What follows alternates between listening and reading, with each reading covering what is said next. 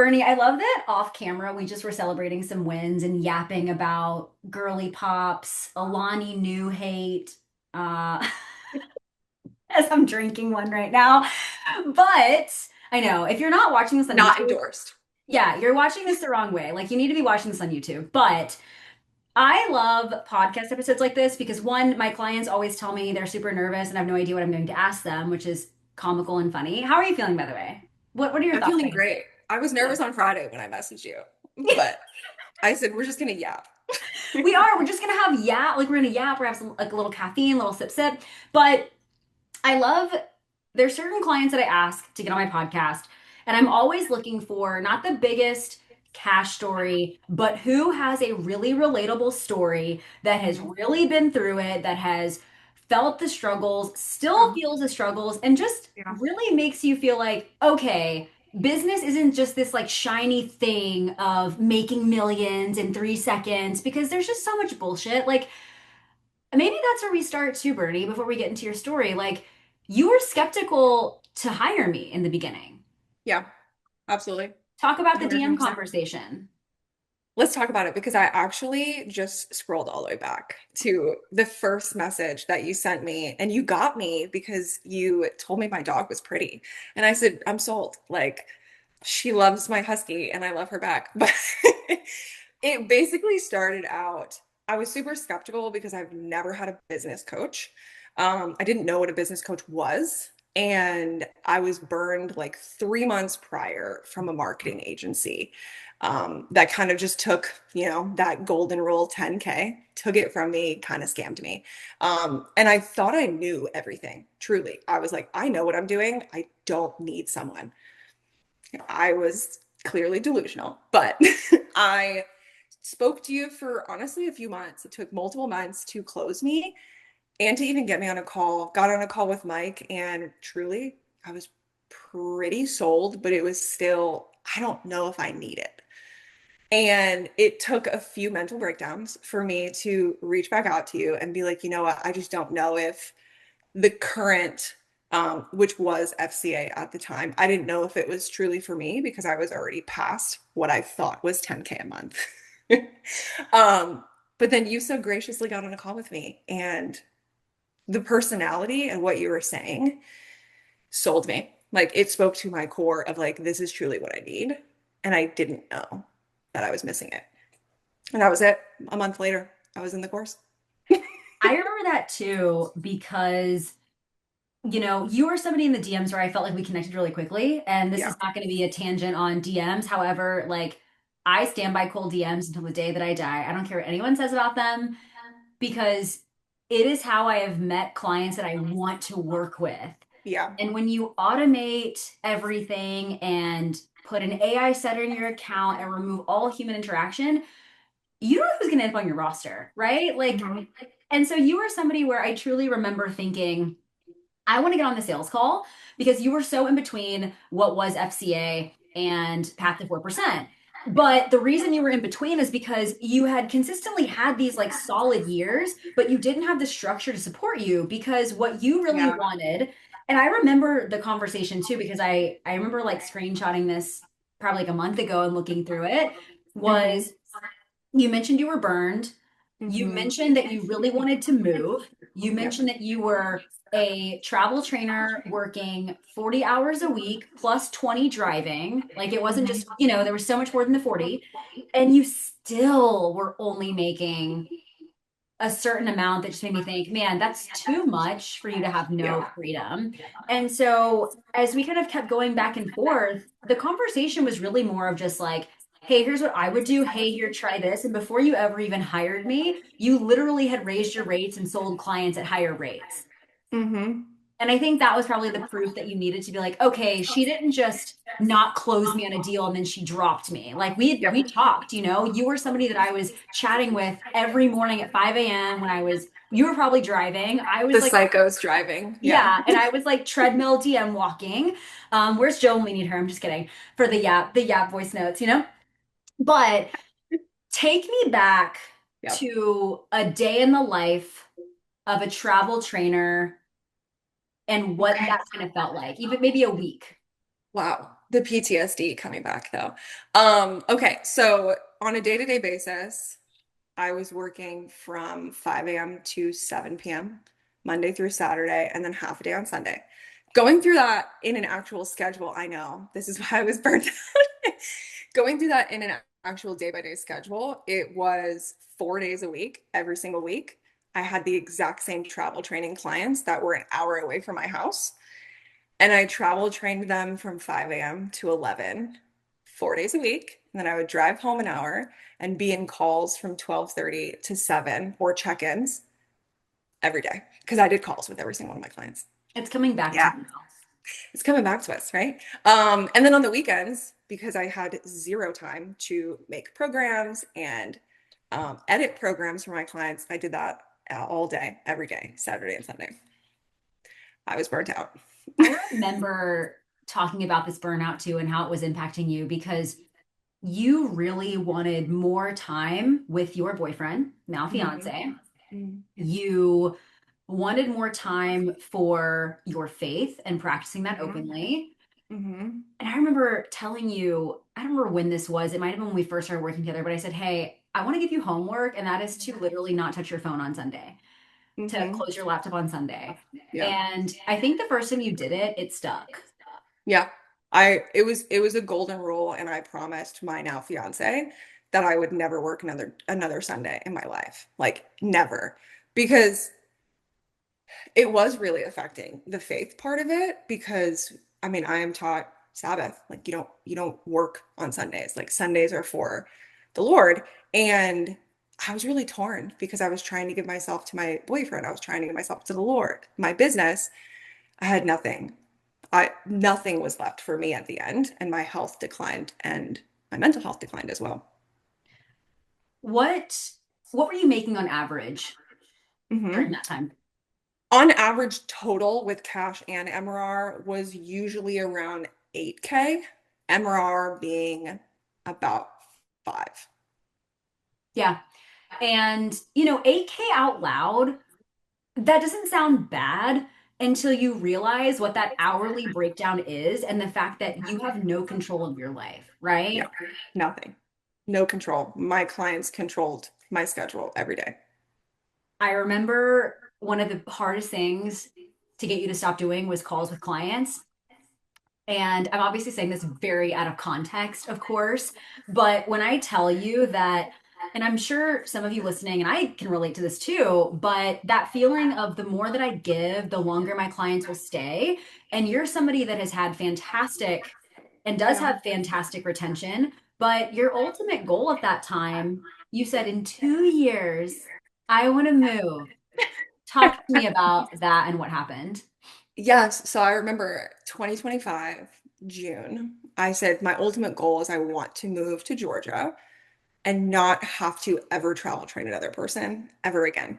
And 5 months later, oh my gosh, I had to do the math in my head. 5 months later, I moved and I've never trained another person since. Did you ever think your life could change that fast? No, not at all. And I will tell you, and this is gonna make me sappy, but partly it was due to the business coaching, but also partly because you just like push us on a personal level as well. It's not just business, business, business, money, money, money, clients, clients, clients. It's like, what do you want your life to look like? Because if you don't like it, like, what is it for?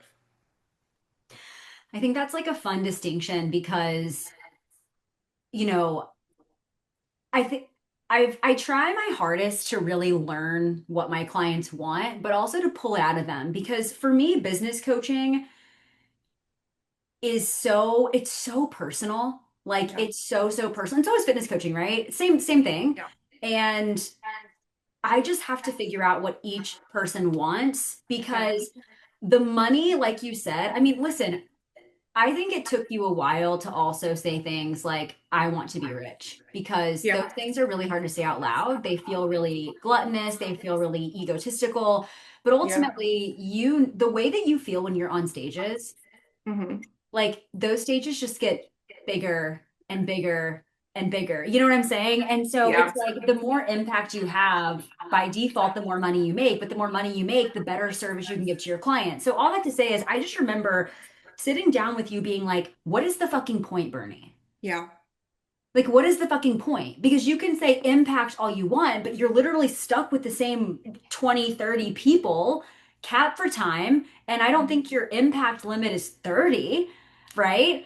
And then talk to me now, like looking back. This is something I hear a lot of coaches say to me when they don't Hmm. want to raise rates because we will go into rates and I don't want you to tell me what you charge now because that's like a, that's going to be a whole other conversation. But these coaches that tell me in the DMs, I don't want to charge more because I want to be affordable, Yeah. which is what you used to tell me. Hmm. How Hmm. does that feel now? Yeah. So me a year ago compared to me now about the investment price of coaching has completely changed because I now see it as the outcomes that they're getting is what they're investing in and not the process. The process doesn't have to be expensive, but the outcome is expensive because not everyone can give this person what I can give them, right? What another person can give them. So the price does not scare me anymore. I charge what my outcomes are worth and how I can impact these people's lives. Truly. It sounds cheesy, but it's not the training programs, the templates, the communication. It's how can I change this person's life in a way that money is a second option. It doesn't matter. And it's also the emotional bandwidth that you have, Yes. Oh, right? yes. Because anytime a coach says, I want to be affordable, that's Yeah. such a subjective word, Yeah. number one. And number two, by nature, one-to-one coaching is not affordable, it is a luxury. It's a luxury. And Yep. we somehow are an industry that charges less than getting your nails done, Yeah. you know? And the clients that are in 4% are working with cancer patients, all Hmm. kinds of autoimmune cases. I mean, we have so many really fucking good functional coaches. And it's like, wait, you're only charging that? So Yeah. I want to go back to when we first started working together at the end of the summer 2025. Hmm. Talk to me, and I know it's been a while, but I want to talk about like immediately some of the changes that we made Yeah. and how those impacted you, realizations you had, etc. Well, the first thing we made was definitely the check-ins. I was doing, for everyone that doesn't know, I was doing calls with every single one of my clients. And since I was so affordable, I did have 55 clients at the time. The math doesn't work to do calls every week. So that was the biggest one, which just gave me so much creativity time back in my life, which I didn't have before. The second thing that really made the biggest impact was getting really hard on myself with not being emotional all the time. I definitely have been through a mental health journey with a lot of depression, anxiety, and like it's all healed now. So emotional intelligence was not something that I ever knew about until you taught me. And you were like, hey, we need to control these emotions. They don't have to ruin your whole day or week. Truly, it was doing that to me. I was paralyzed. Right. So that right there was probably, I'm going to be honest with you, was probably the biggest takeaway in this whole aspect of being a leader and not just a sissy whining emotional. I'm going to be honest, this is not a good, this is a spicy podcast, but we don't always have to be emotional women to be badasses. Ew, who said that? Oh, I've heard of so many people, if you don't have emotion, you're not going to be relatable. And I'm like, Have well, I told you what I think about the soft girl era? I hate the soft girl era. I think what it actually is women that have lowered their ambition and Yeah. they're broke, but they Yeah. mask it as soft girl era, but really they're broke Hmm. and lowered their standards. Hmm. I was just going to say that's my biggest aspect with my clients is raise your standards because no one else will. Everyone will keep you down. We need to be higher than that. Give me an example if you remember one, like Hmm. something that comes up where you're like, man, last year this one thing happened and this is what the result was. Like something, a time where you were overly emotional about something. Oh, absolutely. So I can tell you right now, I had a client call. It was absolutely atrocious. This was back when my client roster was not the clientele that I wanted. And we basically left the call her leaving coaching and me being super emotional about it. And I canceled all of my calls for that day. I canceled all of them. I had six. I canceled all of them. And you probably don't even know this, but you had a call the next day about emotional intelligence. I'm not even kidding you. And I was like, wow, this is a sign. Like, this is actually a sign. She's talking to me. And I vowed to myself, like, even if I'm having a bad day ever again, I will never cancel anything that has to do with work because it's just an emotional state. It's not real.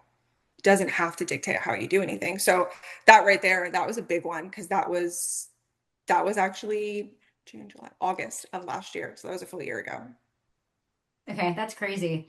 Yeah, Yeah. I don't remember what it was about, and maybe it was related, but I do remember you started working with me, and it was like a few weeks into it, you sent me a DM on Instagram and you said something about like a really challenging thing, and I'm probably not going to make much money because of this, that, and the other. And I remember you already determining the outcome of your income Mm-hmm. based on like a singular Mm-hmm. client dropping, right? And that's been the biggest shift for me. Mm-hmm. And, this is where I will say it's so normal when you run the business, it's just you, it's only you, there's no team to just get so wrapped up in the emotion. Like that is what we all go through. And it's really challenging for women like yourself you've always been the strong friend. You've never been known as emotional, but somehow you're extremely emotional with business because it's tied in some way to your self worth, because achievement makes you feel worthy. Yeah. Therefore, when you fail, right, you're like, I'm not worthy, I suck, cancel my day. And I think a lot of clients feel that way with me, where they weren't aware, because Yeah. entrepreneurship really forces that mirror to like you can't avoid it, and we talk about that all the time in 4%. Yeah. So I agree. So walk me through the beginning of last year, Mhm. what revenue was, and just where you grew even in the first 6 months Yeah. of working together. Yeah. So revenue starting last year, January was, let's actually go Q1. Q1 was about 30K without you, which is great. Yeah. It's good. Q2, which was only 2 weeks with you, was 36, which is great. Q3, 40K, which was a nice bump with a lot less training clients as well, because I did let a few go. And then Q4 was 48 with 3 months of zero training clients. So in 1 month, I made back 10K that I lost in training clients. What's cash year to date, 2026? Cash year to date is 182. Nice. Nice.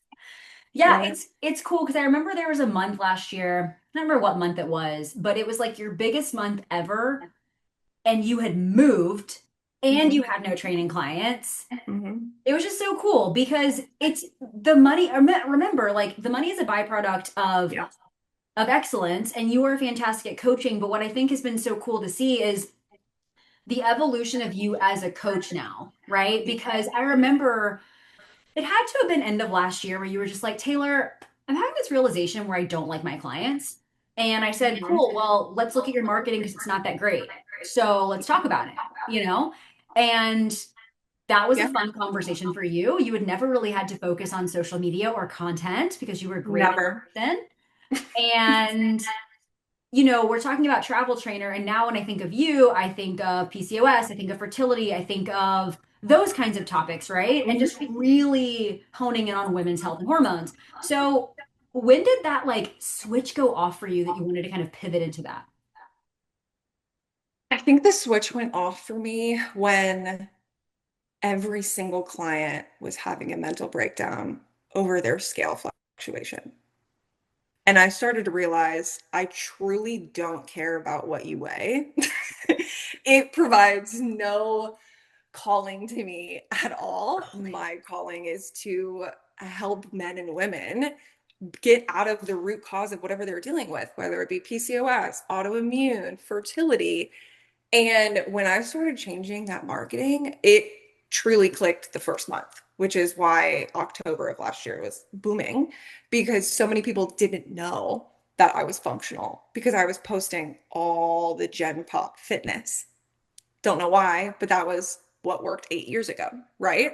So when I switched to, hey guys, I know how to pull labs, I read them, I do functional supplement plans. I had so many friends, I had so many peers, I had so many coaches say, I didn't know you do this. I'm in. And that's when it was, okay, how can I morph both of them together of my love for fitness, but my love for hormones? So we paired them together and it's working very well. Do you think you were just nervous? Like, I did you? was super nervous, Okay. super nervous. Um, Definitely the limiting factors of our beliefs of I started as a CrossFit coach. And I had multiple people when I went into my first master's degree tell me that I was wasting my money. What was I going to do with it? I should just become a nurse. That was the first thing that someone said to me. And ever since that day, starting my own business, it still doesn't feel real that I have never worked for someone else in my adult life. Like, that's insane to me. I think once somebody pays you anything one time, you realize you never need to work for anyone. Yeah, As long as you can keep going longer than the other person, like, you're going to always be able to provide for yourself. that's the key, right? Now, I want to like describe you in phases. So if we had to go back to Bernie, summer 2025, pre-working together, how would you Okay. describe yourself? Okay. I'm going to get blunt with myself because there has been a lot of internal healing and Yeah. growth, but truly 2025 Summer Bernie was a head case. Truly. Like, I'm not even kidding. Like, not even being funny. I was having mental breakdowns every single day, not knowing why. Mm. Like, I'm like, well, I'm working all day. I'm successful. Why am I having mental breakdowns? Well, it probably was because when I was hanging out with my boyfriend, we were both on our computer until 9 p.m. working. Over the weekends, we couldn't do anything because I had to work. So that really, that was big. Yeah. Working all the time. And also too, a lot of that lack of emotional regulation was probably like just pent up stress and you didn't really know how It you didn't was. have the time to feel it because you weren't giving yourself No, that time, you know? never. How would you describe yourself at the beginning of 2026?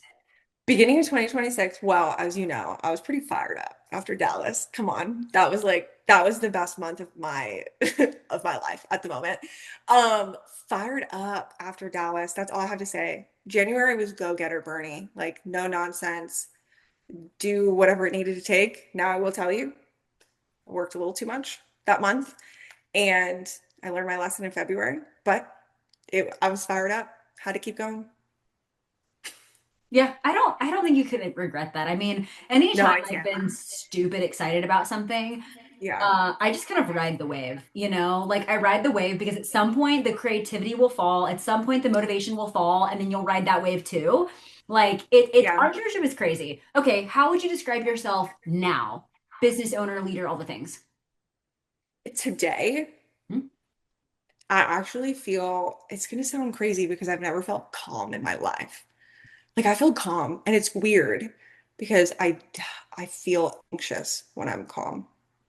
Does that make sense? Totally. I'm like I should be overwhelmed with everything at the moment, but I feel really calm because I have so many things moving in a place where like I know where this business is going to go in 2 years and that excites me because I know that I will never work like I did last year or right now because we're setting a path where we're actually making steps towards my exact goal that I asked you for a year ago. How has freedom changed in your lifestyle? I had zero freedom a year ago. None. Like truly, I had none. Even at the beginning of the year, it was still pretty dictated on I thought my clients needed more of me than what they do. And at this moment, I have complete flexibility in everything when I do my check-ins, when I do my client programming, truly anything. I was just working from Florida last week. So, Give me other examples, personal examples. personal examples, on my road trip, I was took a 7-day road trip and drove to my parents' house without a computer, which was absolutely insane. I truly, and this is going to get a little deep, but I never thought that I was going to be engaged because I was addicted to working so much. And I truly thought that, and I was okay with it. I was like, you know what? Being married isn't for me. Even if it's my religion, that's fine. Because I knew that this is what I'm meant for. Like, this is what my calling is. And if it happens, it happens. And I switched my mindset when I met Taylor, which is my fiance. Um, I said, that's not going to work anymore. I need to make this business lifestyle fit the married lifestyle because that is what I want. Yeah. I always like to ask people too, like how has this helped your relationship? Obviously, you're engaged, and Hmm. I'm assuming that based on how long you guys have been together, like of course there's support, but Yeah. how has your relationship improved as your business has grown? It has drastically improved, especially after we moved. And I did take a step back from being away from the house all day long, every day. But the biggest thing was I am able to show up in a way that's present and not always overstimulated. It's not always on your phone. I was always overstimulated where I would be done with work and I would just have to sit there and say, hey, I can't really talk right now. At this time, that will never happen again. We have 6 p.m. on the dot, porch dates with a crispy Coke Zero every single day. It has only built our relationship stronger because I personally am regulating my emotions better as well, right? Not only am I not being emotional with business, but I'm not letting the business lead into after hours with the relationship, which is huge. Absolutely. Yeah. Yeah, a lot of people would assume that the path to building, which you're going to say this is here easily, but this is going to be your first multi six-figure year, Yeah. which is cool to say. Super cool. And you now have more freedom. You're building a team right now. You're in the process of hiring an AC, right? All those Hmm. things are really cool. But what would you say to someone that's listening that's like, oh, I only want to make this much because like I just think that version is going to be less freedom. Hmm. Like people are afraid to grow, right? And I Yeah. think you probably have thought that before too, but you've gone through the process. What would you say to those people? The first thing I would say is everyone thinks a quote unquote lifestyle coaching business is sustainable, and it's not because the leads stop coming eventually. And don't be scared to grow a team because that is something that I was terrified of. Losing control is what I would say. And I actually think it's gaining control back in the aspects that I need to take care of the business because hiring an AC was never what I wanted to do this early on in working with you. I was like, I can't do it. Maybe in 3 years. You know what I mean? But at this point, I need to understand that I can't run the business and coach all the clients and do the finances and do this over here. So letting go of control is actually growing my free time, which is insane to think of, right? So one lifestyle business doesn't mean sustainable. It just means you're working more yourself and you're not delegating other priorities that you don't need to take care of. Do it. That's all I have to say. Do you think like you're obviously in 4%? For those of you that don't know what that means or where that title comes from, only Mhm. 4% of businesses ever reach the seven-figure mark, right? And so I wanted to create something that was kind of like a pathway forward. And I there is nowhere that says we do that in 12 months. On average, it takes 5 years of the people that get there, right? And you know me, like I'm very much long term. I'm in it with you. Like we're in the trenches together. I don't love fast kind of shit. Yeah. I love the sustainable scale. And I love when you guys have big spurts, but also like every time you've had a big spurt, you also have a ceiling that's, or excuse me, a floor that's grown, right? Like your floor has grown and your ceiling has expanded simultaneously, which has been super fun to watch. But does it feel less intimidating to talk about a seven-figure business? So much less intimidating. So much less intimidating. I will be so transparent with you. When I first signed on in 4%, I was like, this is a slogan. No one's making $1 million. Come on. Psychos are making $1 million. Let's go. And then I was like, oh, wow. Like, this is actually possible, but it's not possible if I do it alone. Not this is a slogan. I'm fucking dead. You're Not like, this is a this slogan. girl That's the just name of made it. this thing up and put a little trademark next to it. I Oh, swear to you, I was like, there's no way these coaches are making $1 million. And then I was like, oh, wow, like this is possible. If I truly give this a going shot and stop making my limiting beliefs my reality, it's possible. I want to talk about shitty business advice and I want to talk about conflicting business advice because I think that's helpful for people to hear. So, and this is like pre-acquisition, but just in general, how did it feel when you found out that the coaches in my mentorship were hitting these crazy massive months without running ads? I was hopeful, but also like, how the fuck? Like, how are they doing this? Because because I was only referrals for 7 years. So to think that people can hit $1 million with no ads, like I I thought it was a slogan, babe. I thought it was a slogan. Oh, that's so funny. And now you're like, okay, I've seen it now. I've seen it happen for people. But Yeah. and listen, I love ads. Like you guys see my ads, but I find it so refreshing. I'm also very biased, but I love that you were able to grow your business without ads before diving into it because you didn't start dabbling into ads until what, 30 days ago ish? If that, if Not that. even. Yeah. So No. everything we've talked about, your 180K that you've collected 8 months into the year, like that was Mhm. organic. How did now, next topic, everyone, let's talk about. So, how did you pivot from referrals to getting people to pay you money? Oh, DMs, DMs, DMs. I hated them. I truly hated them. It took me 5 months to send a single DM. I said, I don't want to do this. There's a better way. There's not, unless you do ads. Now, you've done ads, but can we talk about Yeah. how quickly you grew once you started DMing? Because I remember fighting you for 5 months. I can tell you right now. I got you this. So when I truly started DMing was October, which was my biggest month.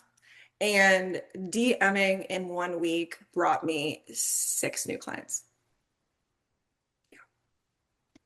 What is Six. your average cold to close? Organic, stranger to paying you? Cold to close, like the sale is closed. Yeah. It's it just changed, but it's usually about 10 days.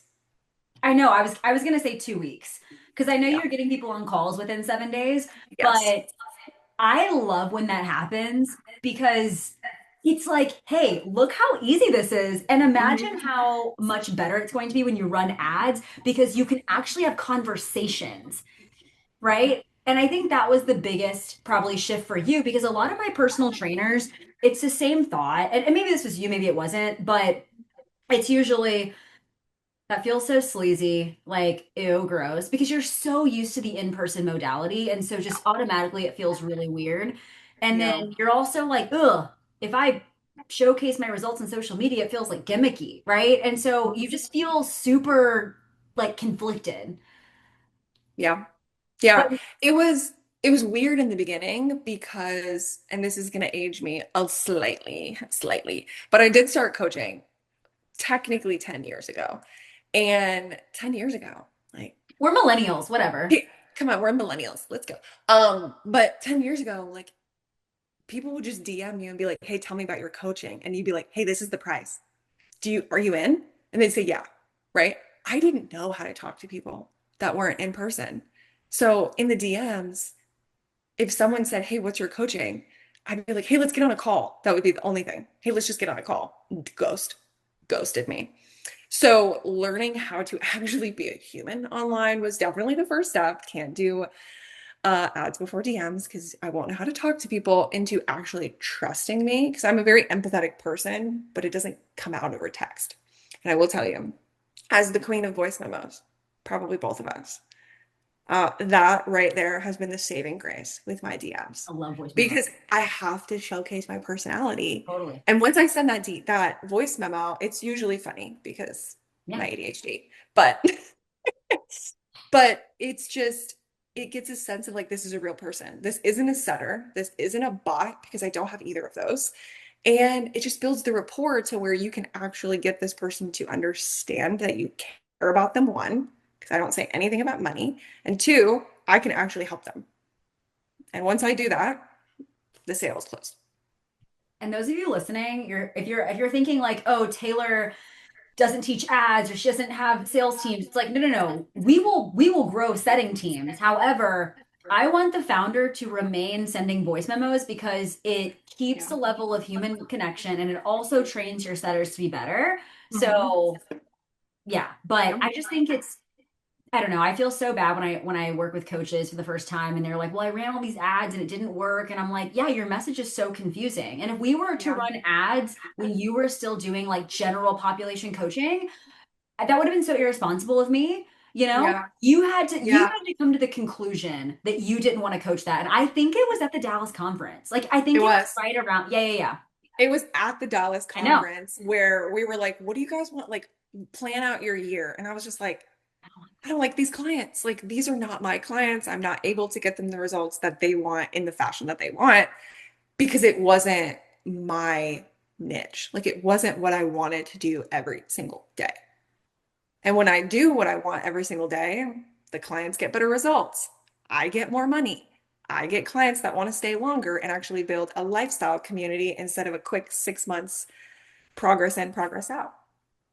How would you describe like working with me? Oh goodness. You a roller coaster, if I'm going to be honest with you, of emotions. Maybe it's just me. No, you're the ground. I am the roller coaster. And you shoot it to me straight. You shoot it to me straight. I feel like you get to know your clients enough, your coaches enough that you know when we're not having a good week, even when I don't message you. You know when we're having a really good week and it's time to raise the standards, right? Okay, that was good, but you could do better. And truly, it's just the space, like the space that you offer, not only in the group, but the one-on-one. That's the impact. Like, that's the impact that got me to even think that I could do this myself, right? But it's the impact that's keeping me going when I have a really hard month where there's drop offs. When I'm like, hey, I think I want a lifestyle business. And you're like, no, you don't, babe. No, you don't. You're like the little voice on our shoulder saying, hey, it was a shitty day, but you're better than this. You know what I mean? And I know you haven't been in like a mastermind before, and that word is kind of confusing. I really don't even say that word a ton, to be honest. But Yeah. there's a lot of programs, mentorships, whatever you want to call this, that claim to like scale you, right? Like there's so much out there. And like how would you describe Path to 4% as a whole? Like why has this been the vessel to assist in your success? Oh, I'm excited about this because I never thought that I would ever say this. I am not a group person. I am also, I've been pretty independent introvert my whole life. So I don't have a large amount of friends that are women.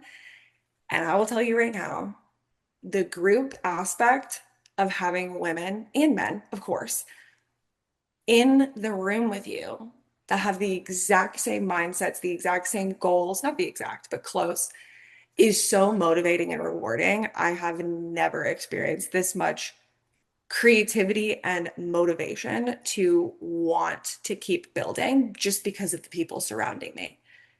That has been so impactful. Do you feel like it's a group container, or do you feel like the No, group is like the bonus? no.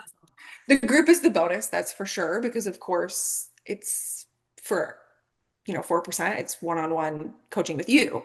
And the group is the let's all come together with ideas. You know what I mean? It's a little sprinkle. What It's a about the little event? sprinkle on top. Oh, the events are literally, I want one every month. The events are where it's at. Like Dude, you get, I want one every month. Like I'll plan it. I'll plan every time we wrap one up, you're it. like, so next month, people? So next month? So next month, like, what are Well, we I doing told you next? there's four next year. So I know, I'm very sad about Cabo, but we won't even bring it up. Um, I need us to figure out how. I don't even know if there's a way. I don't know if there's a way. I'm like, is there a way to shift the trip? Is there, how do we do this? Like, I don't Hunting know. Do we season, need to get blame on a hunting Zoom call season. with your Taylor and like really collaborate on this? It's hunting season, blame that. It's okay. It's I fine. know. But the Dallas is truly like I have never experienced anything like that. And I've only been to two, Dallas and Cleveland, and they were both equally as impactful in two completely different ways. Mhm. Holy crap. I was gonna say, you had like very different breakthroughs at both Yeah. events. Yes. And they're Very not different. like Tony Robbins breakthroughs. Do you know what I'm saying? No.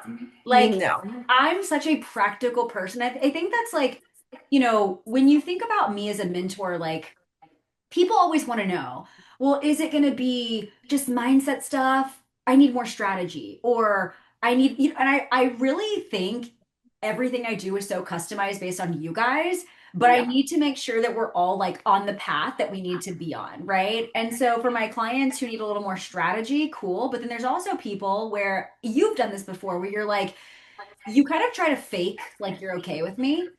And I'm Hmm. like, hey, let's like figure what the like what's going on here, and we gotta get through it. But yeah, I think that's like what makes this container so different from what I see out there. It's just like, yes, it's no bullshit, all the words you want to insert, but Yeah. because I'm an only child and don't like to share my food, I had to create a container that I would have also loved, Yeah. you Yeah. know? I feel like that's what it is. Is like you like put yourself in our shoes. Like, would you want to be where we are? Yeah. Because it's not just a coaching container for ads only. It's not just a scripting container. It's not just KPIs. It's truly everything. Oh my God, did you And know what KPI meant until we started working together? do you remember I didn't even know what MRR was I do remember that. until I was like, hey, I don't know what this is. Tell me. What does this stand for? How do I figure out my contracted revenue? Oh my gosh, the tracker. Okay. Yes. Yeah, yeah, yeah. The immense amount of changes that can happen to a small business in the time frame of 6 months just by learning small things each week was truly mind-blowing in the first 6 months. It wasn't, hey Bernie, your contracts suck. We're going to spend a week on contracts. No, it was like, hey, fix your contracts today because we're doing something new tomorrow. And I said, shit. All right, let's go. I think that's actually funny to talk about because I say intentionally, overwhelm is maybe not the right word, but my goal in the first 30 days is to clean up as much shit as we can. Like I'm Yeah. basically am doing like a deep clean of your house. Is the best Hmm. way to explain it, where you're like, you've never cleaned the baseboards, you've never dusted the fan, and it's shit that you look at all the time, but you just don't pay attention to it. How would you describe, like, if somebody's like, oh, what's it like working with Taylor? Like in the first 30 days, like, am I going to notice a difference? What'd you say? Yeah, in the first 30 days, be ready to be humbled real quick. Because you're not as good as you think you are at anything, which is fine. It's okay. Be humbled. But the first 30 days is truly just unpeeling every single hidden tragedy in your business, but also your personality, because it takes a very specific personality trait to own a truly successful business, let alone a seven-figure business. I don't even know what that looks like in my personality yet, but we will, right? It's it's just so crazy and I'm not going to say balance, but the balance you have to have Sure. I understand. in your work life compared to your like internal compartmentalizing of life, truly, because there is no balance. And once you learn that the first month of coaching with you learn messy action, you learn don't be perfect and believe in yourself, truly. You were like, tell me what you need. I said, okay, I need all of this. And you were like, okay, this is what you actually need because you're focusing on things that you shouldn't be worrying about, like better coaching, me, and what really matters. what really matters in business owning, that's what we really learned the first 30 days. Marketing, how to market to your ideal client, which I was marketing to the wrong client. And two, how to uncover the, what was it called? Bottlenecks in your business. That was busy. That was busy work that I hated with all the trackers. That's literally what the first 30 days were. Hey, Bernie, fill out this tracker. I don't know how. Okay. You're a business owner. Cool. Let's break it down. But now that you do know the KPIs in your business, don't you Yeah. feel like the emotion is taken out of decision making? That's why I'm calm now, truly. That's why I'm calm. I was always anxious about, well, if I don't DM today, I'm not going to get a client. If I don't get another client this week, I'm not going to have enough money next month.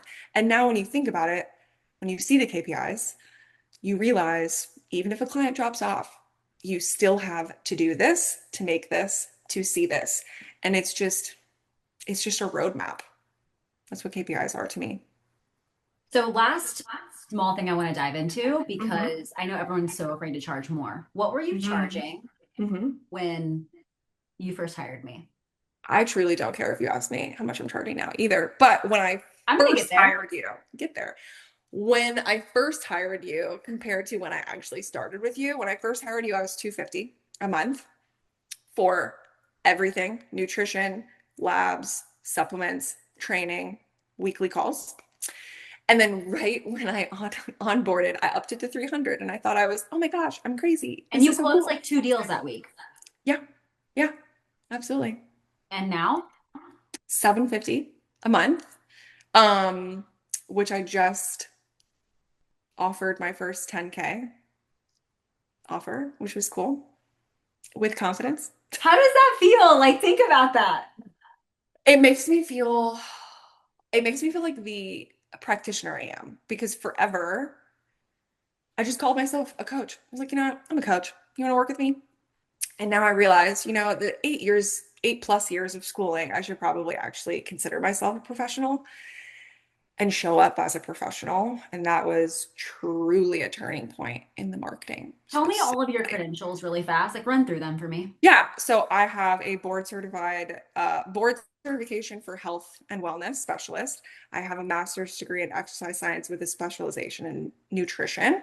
I have the precision nutrition level one, a pre and post menopause fitness certification, pre and post labor fitness certification as well. And then ISSA, I have a lot. I can keep going. ISSA, strength and conditioning certification, powerlifting level one, Olympic lifting level one, and a oncology supplementation. And you thought charging 250 a month. Like, you know what I Yeah. mean? That's Yeah. crazy, right? Hmm. How I did you know. feel when you first heard? And I know that this was a lot to do with like the acquisition, the merge, but how did you Yeah. feel when we wanted to push you above 500 a month? Oh, I was terrified. I said I wasn't going to do it. What changed I your mind? literally said no. I got off a call and I was like, I'm not charging that. I can't. Mhm. Yeah. Everyone's And then I broke, did. right? And then I did. Yeah. I was like, everyone's broke. I wanted it to be affordable so I could help more people. What would you say to coaches right now who think they Yeah. can't charge more because everyone is broke? Yeah. No one's broke. Um, that's What's the just the plain problem? and simple. No one is broke. There is a will and a way. You're also a luxury. I hate to say that. And I've had to come to the conclusion of coaching is a luxury. And if you want to be a lifestyle coach, that's okay. You're gonna have a lot of MTBs and you're gonna run your health into the ground. But everyone I get on But calls with, Bernie, doesn't have money. well, we're not vetting them properly. That's for sure. And two, we're also probably not, I hate to get, I'm not going to get schemy, but let's talk sales. Like you have to sell the offer and sell the outcome better because these people don't think that they need you. They think that they can do it by themselves, but they can't because they haven't. So, how many clients are on your roster right now? 47. And I know there's a lot of coaches that have that many clients in their roster, paying them 200, 250, and just hate their lives. You know what I mean? So I just think That it's was me. important. Yeah. Yeah. That was me. I had 65 clients at one point at 250, actually between $85 and 250. Dude, I remember going through that because that's when I was like, we don't know your numbers. We need to figure them out. Hmm. Last question. Do you think that you've gotten ROI here? Oh, absolutely. Absolutely. Are you kidding? I only had to make back, I mean, I'll say I had to make back what, 26K? Yes, I made that back in 2 months. What would you say to anybody that's maybe a little bitch and is kind of nervous to jump in? Little bitch. Yeah. Little bitch needs to raise their standards first off. They're just self-centered. That's so on brand. But no, it's believe in yourself. Like believe in yourself enough to take the risk. That's it. Because it can happen. Because if it's happening to all the coaches in your container, why can't it happen to Sally Sue down the corner that's burnt out training people What about the person 20 who's hours a day? skeptical though, right? Like, what would you say to yourself a year ago? What would I say to myself? I'm a very skeptical person. I don't spend money on anything ever, let alone other people's services. And that's definitely something that I had to overcome. But it's the proof is in the pudding, if I'm going to be honest with you. And I know a lot of content creators, a lot of business coaches out there post a lot of fun screenshots, but truly it's the client testimonials showing you it's not just the money. You're going to get so much more out of this program or mastermind or whatever you want to call it, to where even if you don't make that money back the first month, first 2 months, first 6 months, you're going to get so much more benefit than just more money. What do you want, or what is something that you have kind of learned about me that maybe other people don't know just from looking at my social media as somebody who's worked with me for a year? There's actually so much. I was just thinking about this. There's so much that like I'll give you my first impression of you, and I am not easily scared at all. I was not scared of you. But truly, like I didn't know that. I mean, you're smaller than me by a lot. Like you're a shorty and it's cute. But like I was intimidated as shit. I was like, dang, like she's a badass.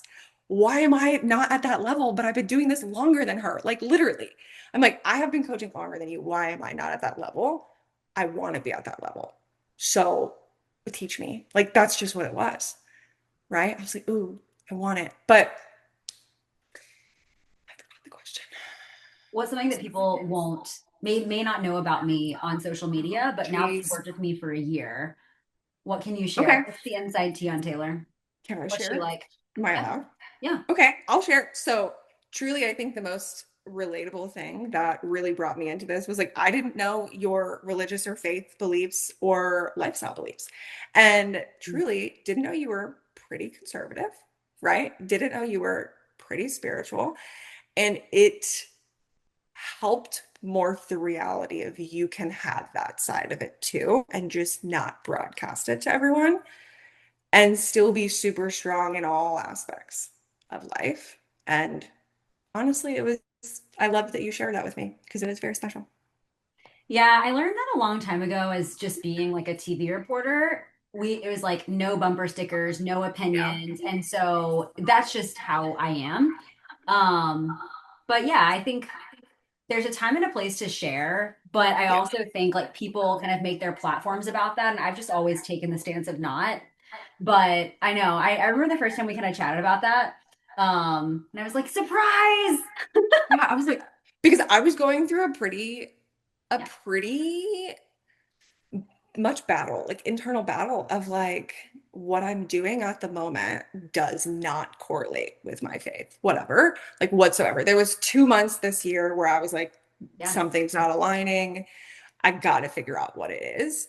And that's when I brought it to you. I was just like, oh, I don't know what I'm doing. And let alone, it wasn't even anything business. I wasn't doing what fills my cup. And that means not opening my client messages first thing in the morning.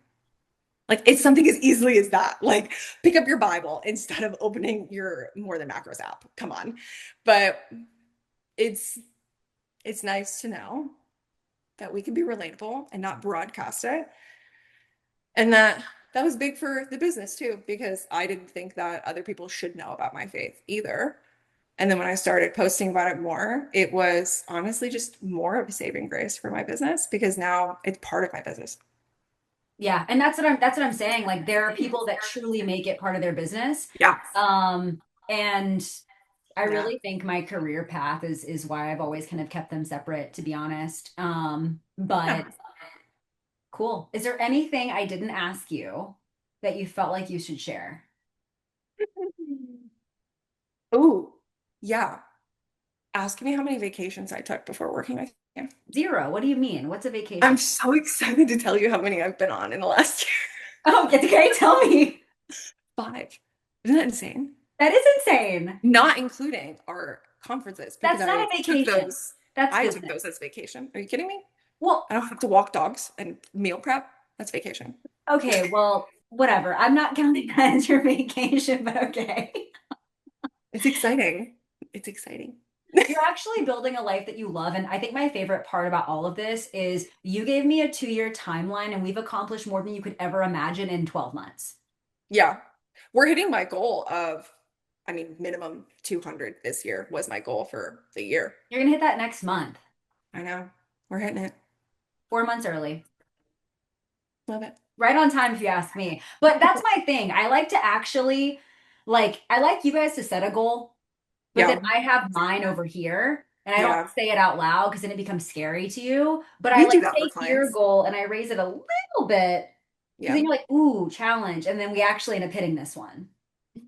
That's Oh, my like favorite thing. Yeah, like I don't want to like set hiring it. SOPs. Yes. Yes. Like, yes. Always. I'll get them done in a month. You're like, how about this weekend? All right, How let's about do this it. fucking week? Great. That's Done. honestly what I try to do though, is I try to make business easier than what your brain is making it. Yeah. Like I take all that Yep. shit in your brain and I'm like, actually, step one, step two, put that way over here. Shoebox. That's what business owners need, truly. Yeah, Truly. As much as we don't want other people to tell us what to do, sometimes our brains need it. I know. Well, Yeah. Bernie, thanks for hanging out with me. Thank you. And thank My God would you ever go back to training somebody in person? Oh my gosh, never. Someone just asked me that actually. And Someone asked me to travel train them last week, and I sent them my trainer that I have contracted in Florida. literally could never be us. Never. All right, girl. Thanks for hanging out with me. I love it. Oh, okay, bye.